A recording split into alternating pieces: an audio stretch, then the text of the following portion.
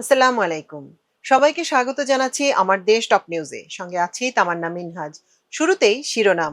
পাসপোর্টে যুক্ত হচ্ছে আবু সাইদ মুগ্ধ ওয়াসিমের ছবি। সাইফুজ্জামানের ফ্ল্যাটে অভিযান, ৩০০ কোট ৫০০ টাই সহ যা যা পাওয়া গেল। ২০২৭ সালের মধ্যে ১০টি উড়োজাহাজ লিজ নেয়ার পরিকল্পনা বিমানের। অবৈধ আদেশের ভিত্তিতে গণভোট হয়েছিল বললেন স্বরাষ্ট্রমন্ত্রী। আলোচিত সেই ৩ ইউনিয়নের নতুন নাম অনুমোদন। দর্শক শুনছিলেন শিরোনাম, এবার জানিয়ে দিচ্ছি বিস্তারিত। নতুন পাসপোর্টে যুক্ত হচ্ছে জুলাই গণ অভ্যুত্থানে শহীদ আবু সাইদ, মীর মাহফুজুর রহমান মুগ্ধ ও ওয়াসিম আকরামের ছবি। রোববার স্বরাষ্ট্র মন্ত্রণালয় থেকে জারি করা এক প্রজ্ঞাপনে এ তথ্য জানানো হয়। নতুন এই পরিবর্তনের অংশ হিসেবে পাসপোর্টের পৃষ্ঠাগুলোতে দেশের ঐতিহ্য ও ইতিহাসের নানা অনুষঙ্গ যুক্ত করা হয়েছে। এর মধ্যে সবচেয়ে উল্লেখযোগ্য বিষয় হলো ই পাসপোর্টের ৩২ ও ৩৩ নম্বর পৃষ্ঠায় জলছাপ হিসেবে যুক্ত হচ্ছে ২০২৪ সালের জুলাই গণ অভ্যুত্থানের স্মৃতি। আবু সাইদ, মুগ্ধ কিংবা ওয়াসিমদের মতো তরুণদের আত্মত্যাগের সেই গণ অভ্যুত্থানের ঐতিহাসিক মুহূর্তটি এবার ঠাঁই পাচ্ছে বাংলাদেশের নাগরিকদের আন্তর্জাতিক এই ভ্রমণনথিতে। অনুমোদিত নতুন নকশা অনুযায়ী পাসপোর্টের বিভিন্ন পৃষ্ঠায় জাতীয় স্মৃতিসৌধ, শহীদ মিনার, জাতীয় সংসদ ভবন, সুপ্রিম কোর্টের পাশাপাশি স্থান পেয়েছে কান্তজিউ মন্দির, লালবাগ দুর্গ, পানামা নগর ও কার্জন হলের মতো ঐতিহাসিক স্থাপনা। এছাড়া প্রাকৃতিক ঐতিহ্যের অংশ হিসেবে ঝাউবন সহ কক্সবাজার সমুদ্র সৈকত, সুন্দরবন, টাঙ্গুয়ার হাওর ও নীলগিরির ছবি জলছাপ হিসেবে ব্যবহার করা হবে। জাতীয় ফুল শাপলা, পাখি, দোয়েল, মাছ, ইলিশ ও ফল কাঁঠালের পাশাপাশি স্থান পেয়েছে শিল্পাচার্য জয়নুল আবেদিনের বিখ্যাত চিত্রকর্ম সংগ্রাম। প্রজ্ঞাপনে জানানো হয়েছে, পাসপোর্টের ডেটা পেজে আগের মতোই ইসরায়েল ব্যতীত বিশ্বের সব দেশের জন্য এটি বৈধ থাকার বিষয়টি বহাল থাকছে। স্বরাষ্ট্র মন্ত্রণালয় এই সিদ্ধান্ত দ্রুত বাস্তবায়নের জন্য বহির্গমন ও পাসপোর্ট অধিদপ্তরকে প্রয়োজনীয় ব্যবস্থা নেওয়ার নির্দেশ দিয়েছে। সাবেক ভূমিমন্ত্রী সাইফুজ্জামান চৌধুরী জাবেদের গুলশানের একটি ফ্ল্যাটে অভিযান চালিয়ে বিপুল পরিমাণ বিলাসবহুল সামগ্রী উদ্ধার করেছে দুর্নীতি দমন কমিশন দুদক। অভিযানে ফ্ল্যাট থেকে ৩০০টির বেশি কোট, ৫৩২টি টাই, ৮টি ঘড়ির বাক্স, এর মধ্যে রোলেক্সের ৪টি, ৩ সেট মুক্তার গহনা, ৪টি ঝাড়বাতি, একটি বেড, একটি সোফা এবং প্রায় ১০০ কামিজ উদ্ধার করা হয়েছে বলে দুদক জানিয়েছে। বাসা থেকে উদ্ধার হওয়া রোলেক্স ঘড়ির ক্রয় রসিদ অনুযায়ী দাম ১৪,০০০ থেকে ১৭,৫০০ মার্কিন ডলার বলে জানা গেছে। রোববার দুদকের উপপরিচালক মোহাম্মদ মশিউর রহমানের নেতৃত্বে একটি টিম এই অভিযান পরিচালনা করে বলে জানা গেছে। আন্তর্জাতিক রুট সম্প্রসারণ ও যাত্রী বহনের সক্ষমতা বাড়াতে ২০২৭ সালের মধ্যে ১০টি উড়োজাহাজ লিজ অর্থাৎ ভাড়া নেয়ার পরিকল্পনা করছে বিমান বাংলাদেশ এয়ারলাইন্স।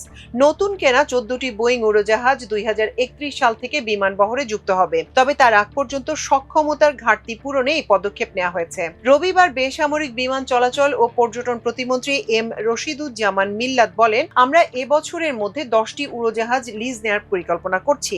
এর ফলে আমরা বিভিন্ন আন্তর্জাতিক রুটে ফ্লাইটের সংখ্যা বাড়াতে পারবো। পাশাপাশি নতুন গন্তব্যে সেবা সম্প্রসারণ করাও সম্ভব হবে। তিনি জানান, রাষ্ট্রীয় পতাকাবাহী এই সংস্থা প্রাথমিকভাবে 3টি উড়োজাহাজ লিজ নেয়ার পরিকল্পনা করেছে। তবে পর্যায়ক্রমে প্রয়োজনীয় এবং রুট সম্প্রসারণের কৌশলের উপর ভিত্তি করে এই সংখ্যা বাড়তে পারে। এই উদ্যোগ বাস্তবায়িত হলে বিমানের বর্তমান 19টি উড়োজাহাজের বহরে ২০২৭ সালের মধ্যে বেড়ে 29টিতে দাঁড়াতে পারে, যা 52.6% বৃদ্ধি এবং সংস্থাটির স্বল্প মেয়াদে সবচেয়ে বড় সক্ষমতা সম্প্রসারণগুলোর একটি। স্বরাষ্ট্রমন্ত্রী সালাউদ্দিন আহমেদ বলেছেন, জাতীয় সংসদ নির্বাচনের সঙ্গে অনুষ্ঠিত হওয়া গণভোটটি সাংবিধানিক ছিল না, বরং একটি অবৈধ আদেশের ভিত্তিতে হয়েছিল। রাজনৈতিক সমঝোতা ছাড়া হঠাৎ করে জুলাই জাতীয় সনদ বাস্তবায়ন আদেশ ২০২৫-এর অধীনে একটি ছলচাতুরির গণভোট চাপিয়ে দেওয়া হয়েছিল।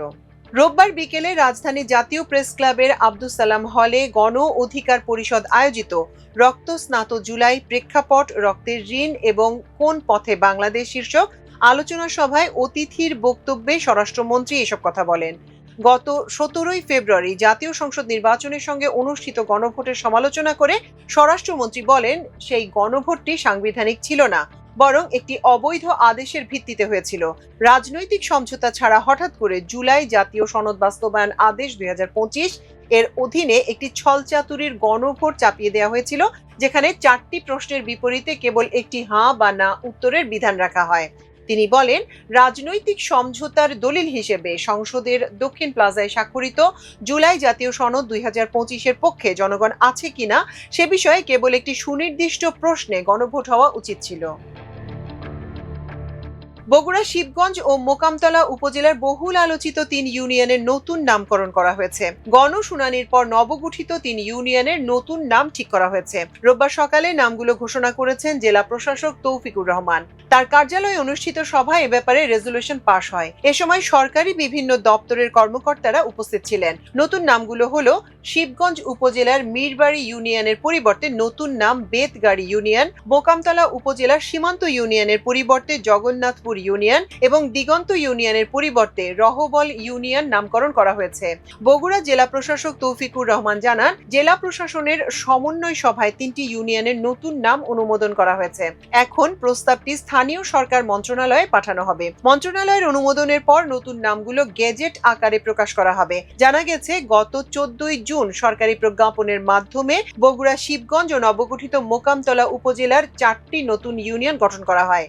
এগুলোর নাম রাখা হয় মীরবাড়ি ইউনিয়ন, সীমান্ত ইউনিয়ন, দিগন্ত ইউনিয়ন এবং স্বর্ণগ্রাম ইউনিয়ন।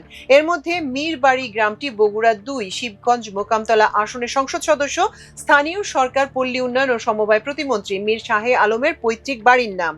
এছাড়া সীমান্ত ও দিগন্ত তার 2 ছেলে মীর শাকরুল আলম সীমান্ত এবং মীর সাকলাইন আলম দিগন্তের নামের সঙ্গে মিল রেখেছিল। এ নিয়ে স্থানীয়দের মধ্যে ব্যাপক আলোচনা সমালোচনার জন্ম দেয়। সামাজিক যোগাযোগ মাধ্যম ও বিভিন্ন দৈনিকে প্রতিবেদন প্রকাশ হয়। জাতীয় সংসদে জামায়াতে ইসলামের সংসদ সদস্য শফিকুল ইসলাম বিষয়টি স্পিকারের নজরে আনেন। এরপর দেশ জুড়ে শুরু হয় তোলপাড়। অভিযোগ রয়েছে, স্বর্ণগ্রাম ইউনিয়নের নামটিও প্রতিমন্ত্রীর প্রবাসী ভাতিজির পারিবারিক নাম স্বর্ণ নামকরণ করা হয়েছে, কিন্তু এটা কারো নজরে আসেনি। তবে প্রতিমন্ত্রী ইউনিয়নের নামকরণ তার ছেলে ও বাড়ির সঙ্গে মিলে যাওয়ার ঘটনাকে কাকতালীয় বলে দাবি করেছেন। তিনি দাবি করেন, সংশ্লিষ্ট ইউনিয়নগুলোর ভৌগোলিক অবস্থান, প্রশাসনিক প্রয়োজন এবং গণশুনানির ভিত্তিতেই নামকরণ করা হয়েছে। সরেজমিনে খোঁজ নিয়ে জানা গেছে, শুনানি নয়, স্থানীয় বিএনপি নেতাদের সুপারিশে ইউনিয়ন 3টির নামকরণ করা হয়। সৈয়দপুর ইউনিয়নের সীমান্তবর্তী হওয়ায় একটি ইউনিয়নের নাম সীমান্ত এবং দূরবর্তী অবস্থানের কারণে আরেকটির নাম দিগন্ত রাখা হয়েছিল। তবে প্রতিমন্ত্রীর পৈতৃক বাড়ি মীরবাড়ি ইউনিয়নের নামে নামকরণের বিষয়টি এড়িয়ে যান। প্রতিমন্ত্রীর দাবি, 2 ছেলের নামে ইউনিয়নের নামকরণ যদি উদ্দেশ্য হতো, তাহলে তাদের নামের আগে মীর শব্দটি যুক্ত করা হতো। সর্বশেষ বিষয়টি প্রধানমন্ত্রী তারেক রহমানের নজরে এলে তিনি 3টি ইউনিয়নের নাম পরিবর্তন করতে বগুড়া জেলা প্রশাসককে ফোনে নির্দেশনা দেন। দর্শক, এই ছিল আমাদের আজকের টপ নিউজের আয়োজন। এতক্ষণ সঙ্গে থাকার জন্য কৃতজ্ঞতা। আল্লাহ হাফেজ।